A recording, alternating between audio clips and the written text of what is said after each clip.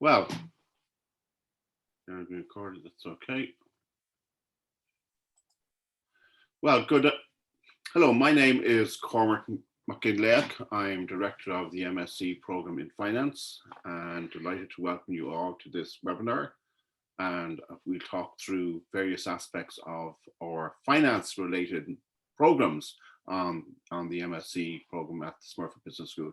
Just to introduce also attending our meeting today is Donna Downing, who's the program manager, and Donna knows much about the much more than I do about some of the administrative matters associated with our programs, and also Richard, who is very knowledgeable on who works with our admissions team.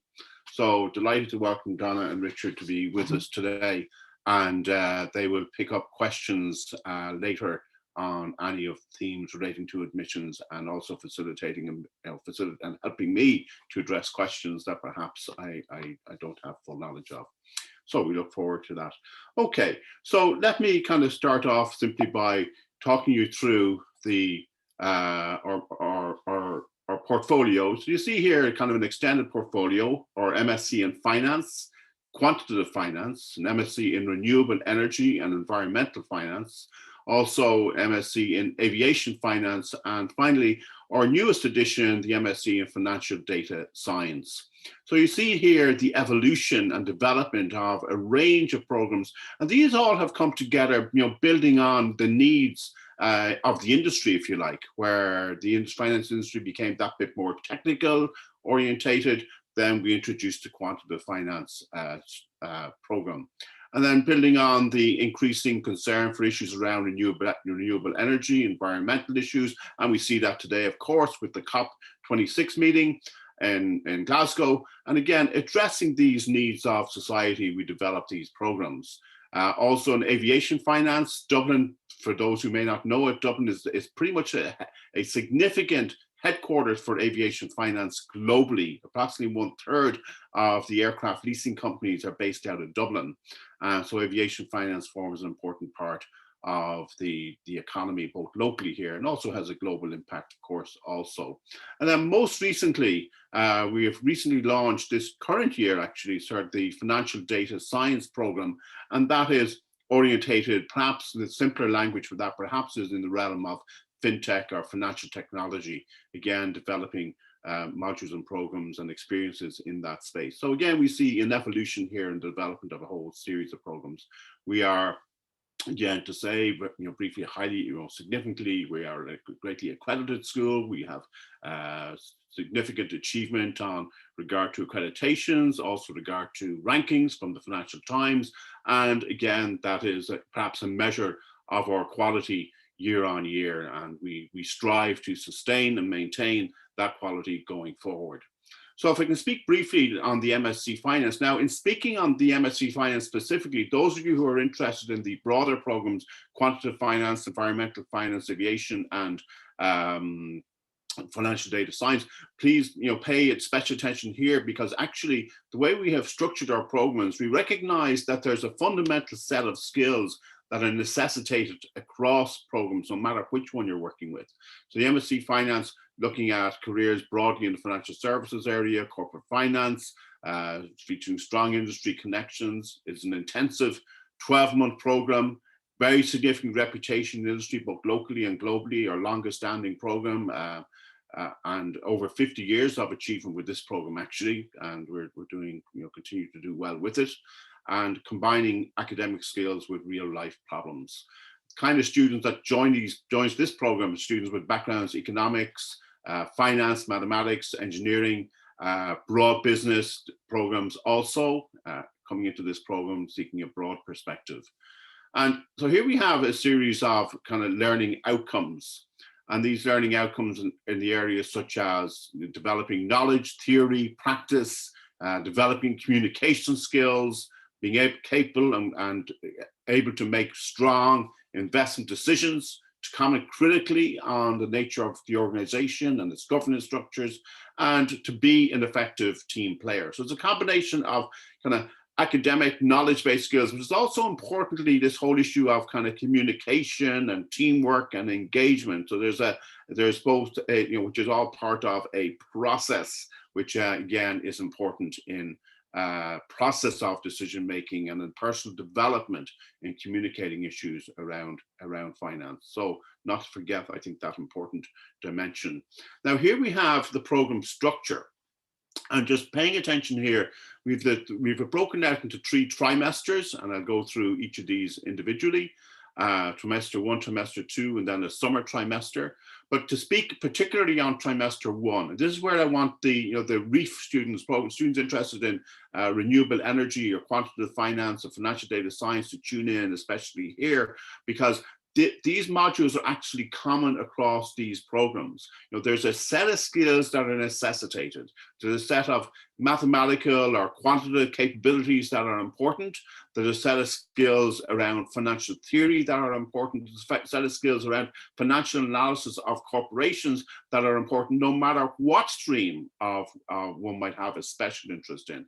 So we build this into trimester 1. It's kind of foundation, if you like, in building up skill sets in quantitative finance, capital markets, derivatives, econometrics or statistics, maybe we could use that phrase also, and then also looking at issues of theory and financial analysis or corporate finance. And this becomes a common core, common foundation across the various programs.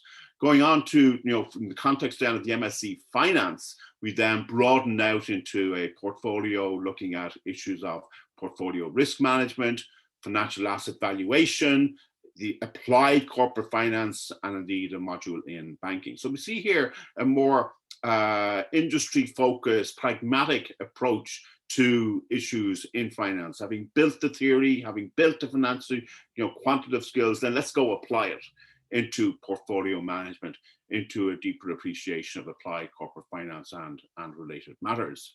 And then we move to the 3rd trimester. And here again, everybody kind of tune in here a bit, because again, there's a commonality of, across these modules, also in relation to some of our programs. So modules would include some, it's certainly important in the world of finance today that, ethics matters, governance matters, becoming ethical matters, making, good, strong, solid, ethical decisions matters greatly in all aspects of business today, and not least in the world of finance. So with that in mind, we run a particular module on ethics in finance for all of our students. Then within the MSc Finance program, we also run a specialized module in the area of strategic finance, where we can focus on current themes. And most recently, in fact, this past summer, we focused on kind of strategic finance in a time of COVID.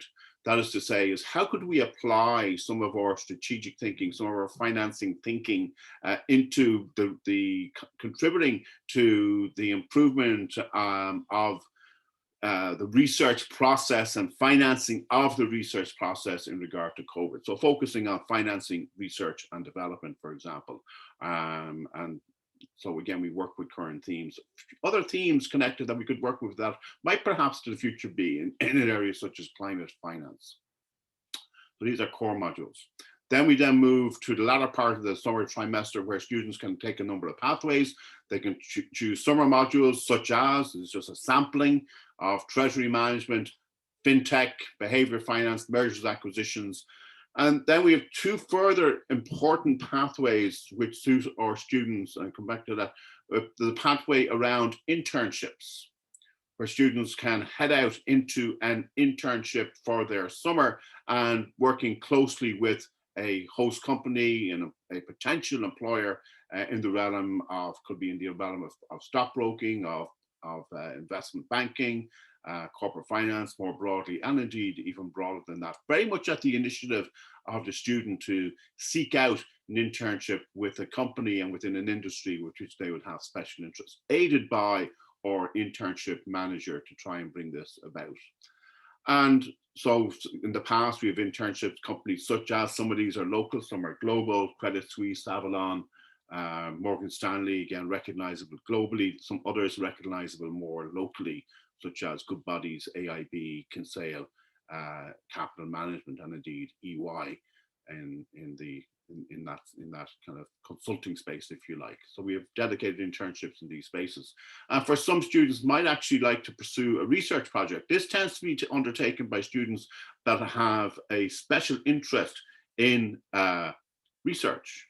Perhaps maybe thinking, gosh, maybe I'll do a PhD someday, or I've been looking at a particular topic within one of my modules, and I'd love to really dig deeper into that while the research project pathway presents that opportunity.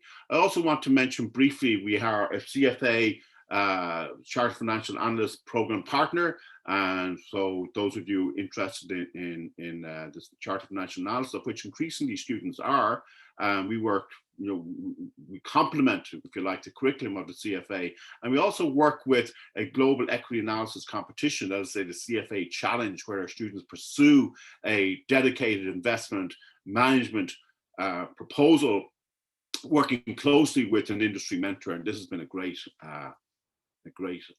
opportunity for our students. And indeed, the CFA also allows us to give a few scholarships for our students in regard to the CFA program, which we consider year to year. Now, that is, that's going back here briefly. So this is, that's kind of the structure of the program of MSc Finance. Now, I can consider that also in the context of other programs, and indeed when certainly it's taken more than a minute to consider issues around careers. So here's where our careers are. Careers are in many spheres: in commercial investment banking, in brokerage, in pension funds and hedge funds, in government agencies, in multilateral agencies, the European Investment Bank, European Central Bank, etc. And again, there's some recognizable graduate employers here. Some of which I've mentioned before, but again, others there, such as Goldman's, the Central Bank of Ireland, Merrill Lynch, and some other consulting and finance houses. Now, to go from there to briefly consider the other programs. So we have the quantitative finance students coming into this program, coming from a more balanced of finance and computational, more about finance, combining finance with computational skills or quantitative skills, looking at more closely at security pricing models. Students coming into this space broadly not dissimilar from our MSc Finance students, but that bit more quantitative in their orientation, in their thinking, more perhaps interested in the mathematics and the rigor, whereas our MSc Finance students might have to come in with a kind of a broader perspective, a broader consideration. Yes, interested in the quantitative piece, but more in the interpretation. And our MSc Quantitative students tend to do more technical work. And the trimester 2 changes here for these students, whereas a common trimester 1, trimester 2 gives modules such as advanced derivatives, statistical computing, numerical methods, and portfolio and risk management.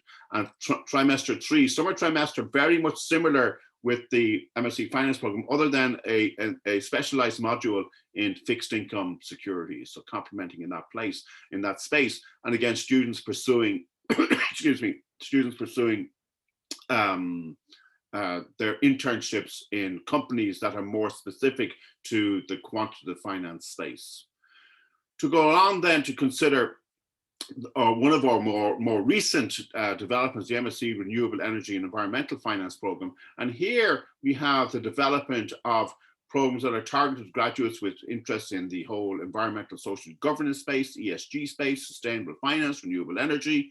And again, we see here, not least, in the current time of we're in this month of November of 2021, where we're looking at what's going on with COP and COP26, where they're dealing with issues around climate and such, which again will reflect back into programs such as this. And the second trimester will give modules such as environmental finance, renewable energy finance, energy economics. So you can see the focus there in the second trimester, focusing in on what is most prevalent and relevant to this particular area of interest. And the summer modules, similarly, students would pursue internships with companies, and their internship with companies in the environmental space. And there's increasingly more and more companies working in this space. Aviation finance being quite specialist, and this maybe is the one that's somewhat different from the others in our portfolio. Students come in with a special interest in this space. Also, in terms of topic areas, again, they vary. Semester one somewhat similar to our other programs, but also then focusing on things like aviation finance, aviation law, aviation economics, and students seeking to pursue internships and career opportunities in this space. And again, as I say, Dublin being a headquarter for aviation leasing, this is a particularly attractive. And then, we are certainly going to see a resurgence of aviation in the next phase. Certainly there have been challenges regarding travel and COVID and such in a local and global context, but that's all will come right, and this space will grow again, so to speak. And then the one then I want to just mention again here, maybe give a few minutes to, is our most recent development is the MSc in Financial Data Science. So again, this really is a response to what's happening in the industry, and working in the space of financial data science or fintech. We're working on areas such as the fintech revolution, seeking out employment opportunities in that space. If for students, again, background of engineering, science, computer science, mathematics, interested in this space. The curriculum, semester one, trimester one, the same. Trimester two will focus on modules such as programming for financial data science, financial and machine learning, artificial intelligence, and what have you, becoming more prevalent in that space.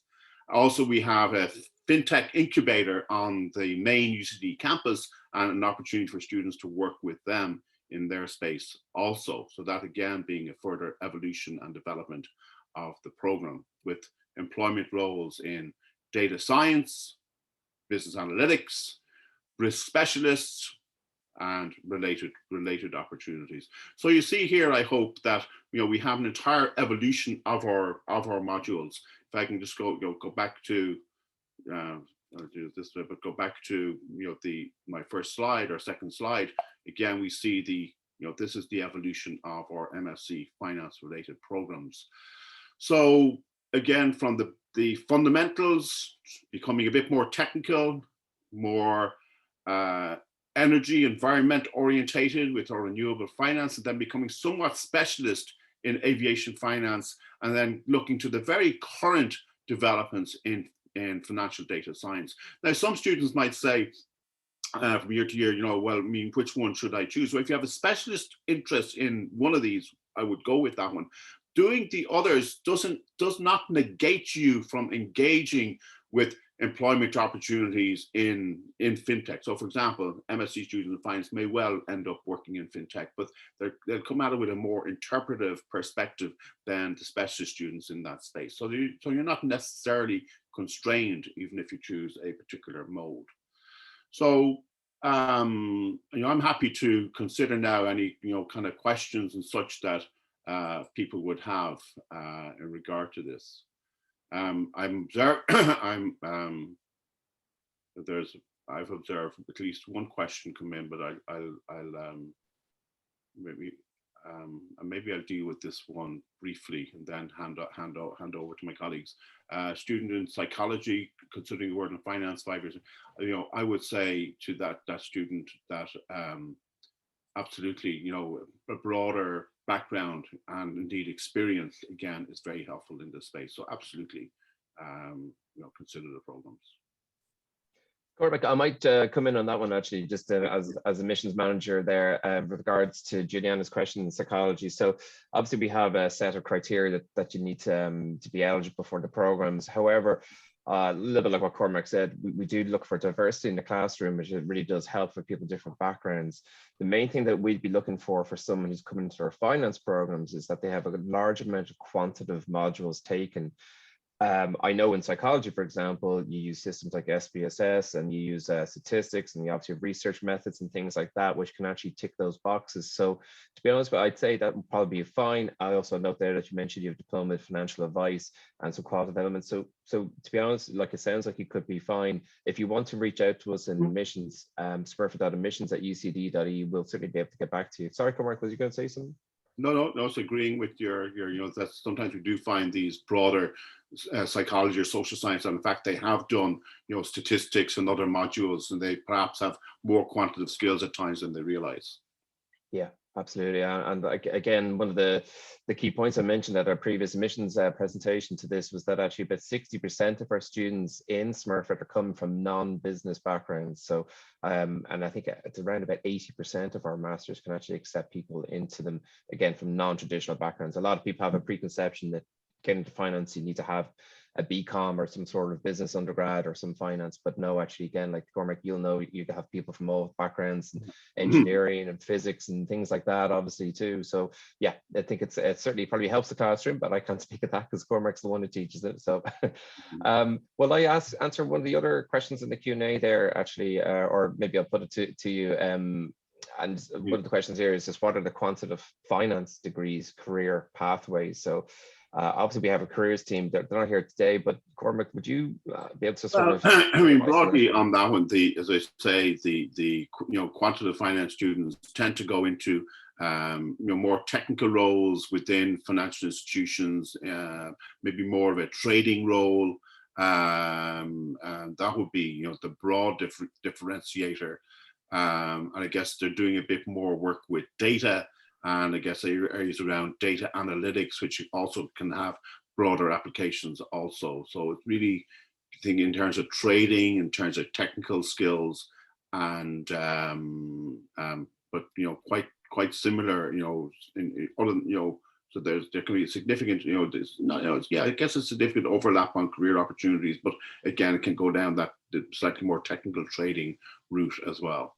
Yeah, I think it's a good summary. I think definitely trading is one of the main reasons why people would look into doing this particular course. So over, say, the pure finance program. And also, as you mentioned, Cormac, the financial data science is similar in some ways, because like you have a lot of sort of the data element and sort of the fintech aspect to the financial data science as well. So Juliana, in relation to your question, just to mention, one of my internships, actually an MSc finance student this past summer did an internship that I would have perhaps loved, and Richard, I think you would have loved too. Did his internship with Formula One Aston Martin, and the work he was doing was real-time data analytics. So following around the Formula One tour and doing real-time data analytics, coming out of the MSc finance background. And that was a case where the student showed, real initiative on his own part and seeking out an opportunity that was there, and then and working with it. Amazing. There you go. It's all different areas of career. I wonder how that will affect our rankings in a positive way. I'm sure that we'll race to the top, to use some fun. Okay. So the next question is as well, just what is the level of programming involved with quantitative finance? I think you kind of answered that in some ways, Cormac, but I mean, because that is a common question we get in admissions in regards to, is there sort of a big tech aspect that's needed? Well, okay, so a couple of things there. So the first trimester, looking at modules such as quantitative methods or econometrics, both of those would involve elements of programming. And last year so that would be programs such as MATLAB, Stata, and others. And last year, one of the initiatives that we undertook, which we would certainly look at again, was students were asking us, well, we'd like to learn a bit more about Python. And one of the initiatives we undertook was to put together a workshop on Python, where some of our students were exposed to it in the classroom, but not everybody. And then we had a specialist workshop to assist students with that, so as that, because I guess having some of those programming languages can matter for the CV, and trying to tune into the kind of programming languages that are being used by employers. So again, I guess we try to follow the trend on that. Yeah, thanks, Cormac. One other question there is, an honours degree in investment management, would that be considered or useful for renewable energy, environmental finance? And I suppose briefly, my response to that sounds yeah. Again, we'd have to look into the modules behind it and what university you're coming from and the quality of that. But I think definitely it's sort of similar, and in many ways, I'm sure there's quite a bit of quantitative analysis in regards to that too. So it could be quite useful. And again, like as I mentioned, we got people from lots of different types of backgrounds that come into them. So maybe won't hover on that one too many more. MSc in Quantitative Finance. A lot of questions about Quantitative Finance. That's good. Would a business degree with a specialist in finance be okay? Absolutely. Yeah. It's not that you're being negative marked if you're coming from a business or finance course. That's probably the majority of our students on the finance program still will come from a traditional sort of business or finance undergrad. But just saying, making the point, I think today that you can accept people in from different backgrounds, that really helps with class diversity and group projects and things like that as well. And just a quick note, just keep your questions coming into the Q&A. We've got a few more minutes here, so please keep them coming in.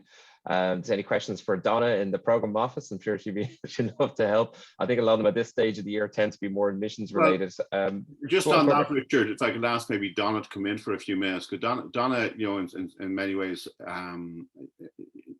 is the she observes her students and engages with her students, and maybe hears and we talk to her students about kind of some broader issues outside of the classroom. So Donna, if I could ask you briefly to reflect on the the challenge perhaps, or maybe even in terms of managing time and such, in terms of the program, you might speak to that for a minute, Donna, please. Yeah, thanks, Cormac. Yeah, so I mean, time management really is essential, in any of the kind of finance program masters. They are quite intense.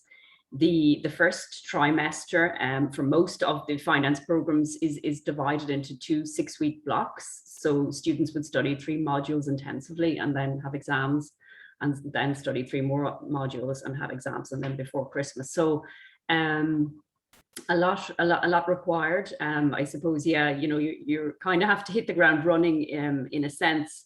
So, but then second trimester, I suppose, in terms of it's the regular kind of UCD 12 week, which I think, students have kind of settled in at that stage. So I suppose the first trimester tends to be, I suppose, when students find it a little more challenging. But absolutely, I suppose time management is one of those key skills, and prioritizing. And I mean, that's certainly going forward, I suppose, in any workplace is a key skill as well. But certainly very rewarding. We had very good feedback from our students last year. They were all online. Luckily, it's great. We're back in the classroom now, so I think they enjoy that. Thanks, Donna. Back to you, Richard. God, don't worry. Thanks, Donna. I was just looking at just answering some questions just privately there as well, some specific to their questions, but just to mention a person here has just mentioned that they don't have an undergrad degree specific at the moment, and admissions has a process called Recognized Prior Learnings, RPL for short, where we can accept people into the programs. Obviously, we have to have quite a detailed meeting with Cormac and Donna and the other programmatic review board in relation to getting in. A little bit trickier, a little bit more complicated, but generally speaking, depends on your background, but it is possible. Okay, is there a high demand for quantitative finance? Yes, there is. There's a high demand for all our courses. Just each year, applications are going up and up and up, which is reflective of the quality that our lecturers and program managers are bringing to the programs. It's reflective in our rankings.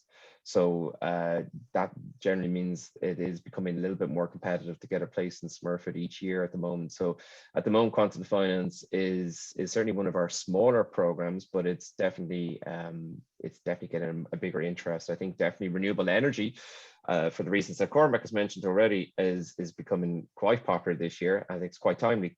And I think it's quite an interesting program too. So, but again, all our finance masters are generally very high in demand. Okay, how much working experience do students or participants of the finance masters have? I presume that's a question in relation to very coming and joining us. There is stats on our website which give sort of an overview with regards to the class that left us last year, if you like. So do go to our website and you'll see like the average age, and again, these are just averages, so there are obviously outliers which can affect the averages, but generally speaking, all our programs in Smurfit are pre-experienced masters, so you don't require any particular experience. But we do have kind of 2 main cohorts. The first are coming direct from university, and Cormac and Donna, please jump in on this as well. But we also find that we kind of get a second cohort, which is kind of maybe 3 or 4 years out, and those that are kind of maybe looking at either changing their career slightly or potentially accelerating because maybe they didn't do a master's straight out of university and they're looking at coming back again. Would you agree with that, Cormac? Yeah, no, we'd have, I guess, I think the majority of our students would be, coming straight in, maybe it's 80%, maybe coming straight in off an undergraduate degree with little exacting experience. But then we'd have another cohort that would come in with a number of years experience, not necessarily in the world of finance, though some will have experience in the world of finance. And also, and again, with increasingly some of our students coming from Europe, they tend to have a bit of work experience coming in, which is great. And as to the diversity also. Also to mention though, this program can be done, I use the phrase, on a modular basis. Well, I mean, or someone might say on a part-time basis. It is possible to pursue the MSc Finance and related programs part-time, but it is not a part-time program in the sense it is not an evening program. So with the cooperation of an employer and with the support of an employer, so as to be able to take the time out when the classes are being run, whether during the day or on an intensive basis, it is possible. And we do have a few students year to year pursue the program on a part-time basis. And that again can help them kind of complement the program with their work and with their work experience, which can be a good outcome for some. Sorry, Cormac, just typing a message to someone there. Okay, thanks for that. Okay, there's quite a few sort of specific questions, and we'll try my best maybe to answer those privately. Just don't want to maybe bring them too much into this forum. We're trying to keep things a little bit more general. Okay, yeah, okay, so a little bit touching on that last question, is relevant work experience for MSc in Finance compulsory? Sorry, the question's already been asked. Not at all, Owen. It's, I think we pretty much answered that question before. You don't require work experience to come in. As Cormac said, most of our students are coming in pre-experience. So generally speaking, no is the answer to that one. Okay, again, a couple more specific questions. I'll try to answer those privately, just in relation to sort of SEMA qualified. I think I might have answered that one already to you there in relation to coming in without a degree, but even though you're SEMA qualified. And as I said before, there are routes that you can do to gain entry into Smurfit if you don't have an undergraduate degree. And please refer to our website, you'll see that. Here's a good one. I come from a theoretical physics background. Do you think there would be difficulties adjusting to financial theory in the first trimester of quantitative finance? Cormac, maybe you might direct that one to you. Yeah. So someone coming in from that side, from a kind of physics or theoretical physics, that side of, well, I mean, there's two. There's the two. Theoretical. I'm not sure if the person used the word theoretical physics, but anyhow, but the physics piece certainly, brings with it the quantitative perspective. That's kind of structured perspective, so that's very good. And also the theory piece as well actually can build into the structure of theory and finance. And in fact, just like a little of it, just sort of comes to mind. So an area people will probably have heard of is options pricing, and we have a module in derivatives, which is essentially options and financial options. And I like to jokingly say to my students, that finance is sometimes called rocket science for a reason. And the reason that finance at times is referred to as rocket science is because the options pricing model actually, the technical piece of that comes out of the world of physics and the adaptation of theory and physics into a theory of finance to come up with the options pricing module. So there's a point of connection from physics back to finance. And so students are, they come in with an advantage on one side and maybe having to do a bit more work on kind of the financial analysis piece, but students kind of working together, helping each other through with appropriate tutorials and such that it comes right. Thanks, Cormac. Just one question here in relation to GMATs, which I might just answer. This person here has mentioned they have a degree with marketing. And with a management focus, would you be required to take a GMAT for the MSc in finance? So again, just going back to our sort of varied backgrounds, we of course can take people of different backgrounds, but the one thing that is kind of important in order to gain entry into this program is that, as we've discussed already, you need to have a good maths brain, sort of this understanding sort of the quantitative elements. And that's where a GMAT test kind of comes in, because a GMAT test, which is a general admissions test, has quite a large amount of quantitative skills as part of it. In fact, it's quite quantitative orientated, and as part of the reason why we don't require it for all of our programs here, because we don't feel it's particularly relevant. However, for finance, it definitely can be asked for. Now, we don't require it straight off the bat, but if you're coming from a course that maybe you don't have a lot of modules in quantitative subjects throughout your maybe 3 or 4 years, we can ask you to take a GMAT test. So the only way to find that out is by actually making the full application. And don't worry if you would be marked negatively, it's just something that you would have to do. It is a process to take a GMAT test. We actually have GMAT preparation courses here for free, because the GMAT is required for an MBA, so you can join those. A lot of people would say it takes maybe a good 3 or 4 months to potentially study to get the required grade that we might ask for. So there is assistance here and there is guidance, but in general rule of thumb is that we don't ask for them, but we may ask for them. Let's just go from there, and we'll take it as each case by case. Hope that helps answer that question. And just a second one here, if you don't mind me going ahead, Cormac, with a couple of these ones just briefly. Would you recommend those looking to apply for the MSc in Quantitative Finance to mention on their application? So I can't give it too much because I'd be the person assessing you, but it'd be unfair to give anyone too much information. However, look, there's 2 essay questions.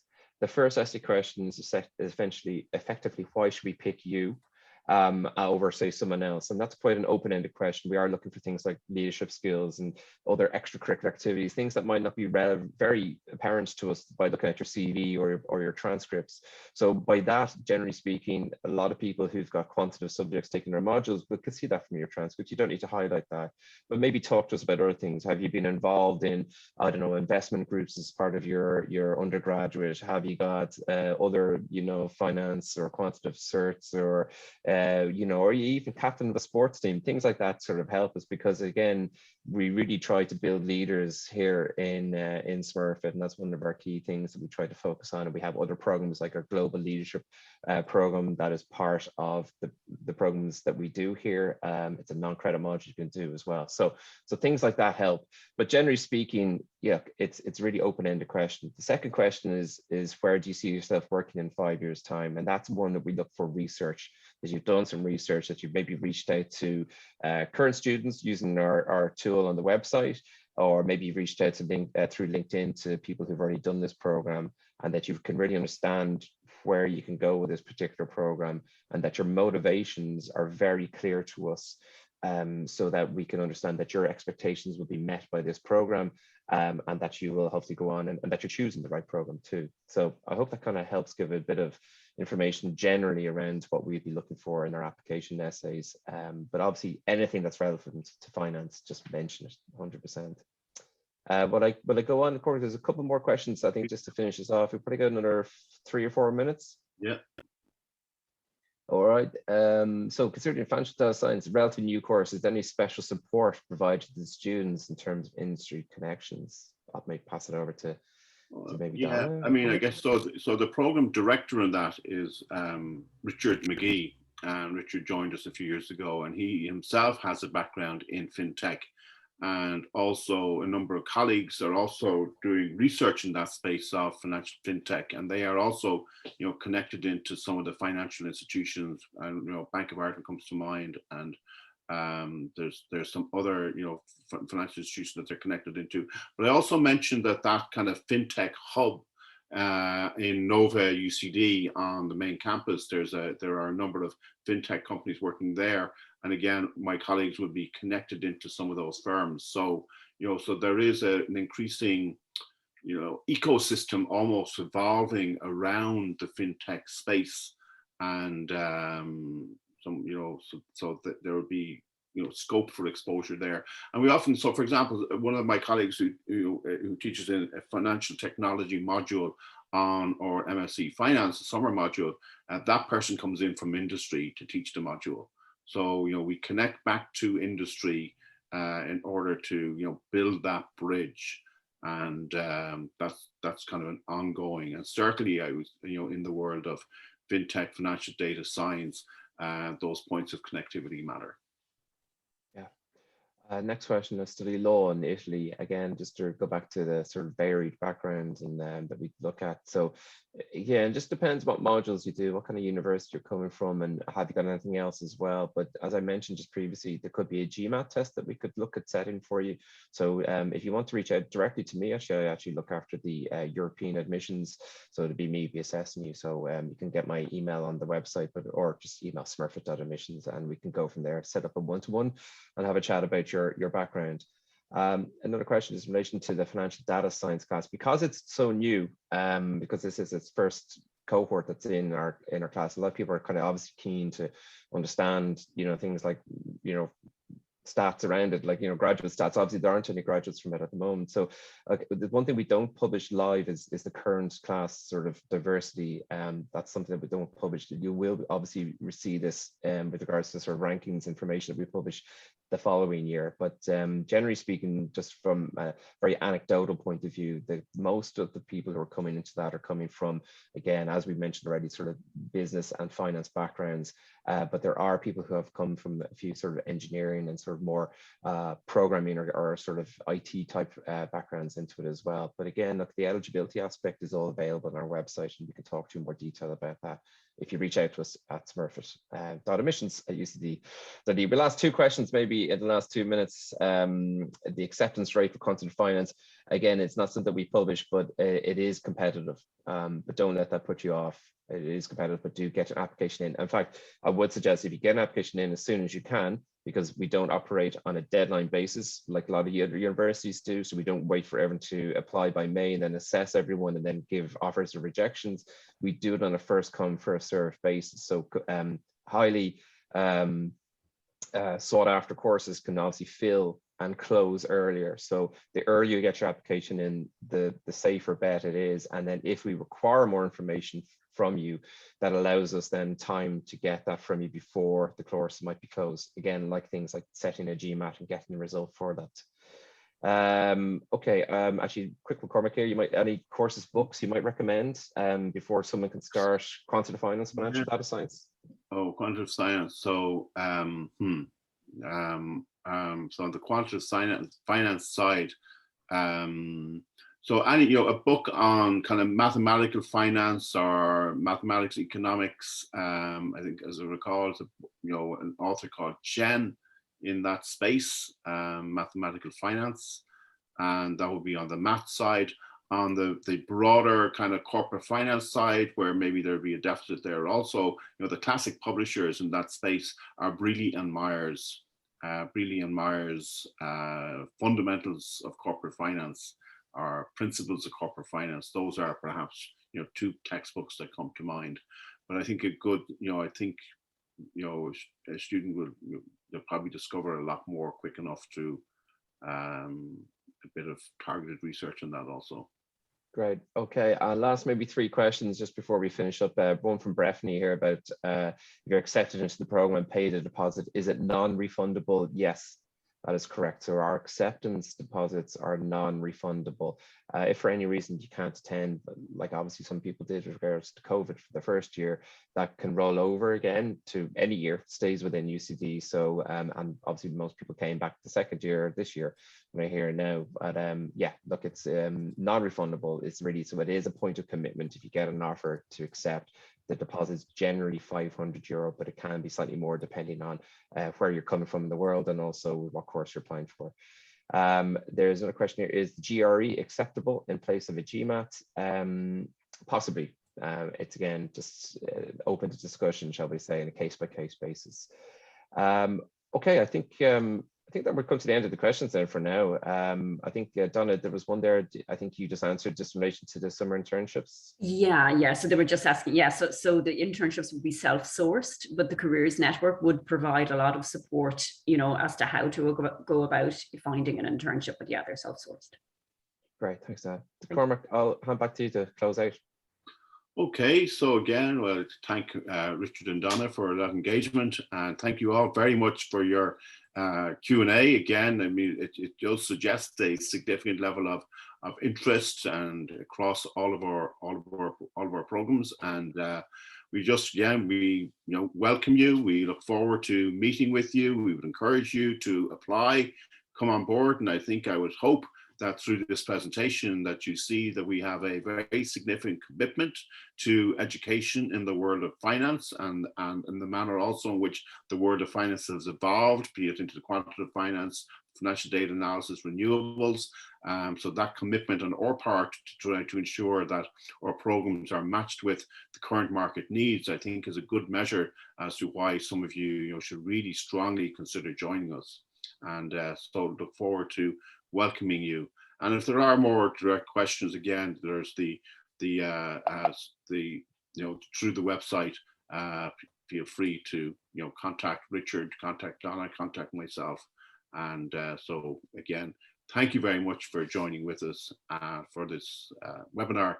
We look forward to engaging with you further on campus going forward. Thank you.